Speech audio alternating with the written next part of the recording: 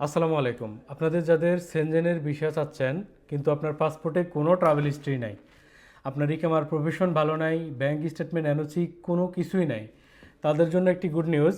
আমরা আপনাদেরকে অল্প সময়ের ভিতরে সেনজেনের সিজনাল ওয়ার্ক পারমিট ক্যাটাগরির ভিসা করে দিতে পারবো। এটা ট্যুরিস্ট ভিসার মতোই, বাট এটাতে আপনি গিয়ে কাজ পাবেন না, কিছু করতে পারবেন না, জাস্ট আপনার মতো করে আপনি সব কিছু ম্যানেজ করে নিতে হবে।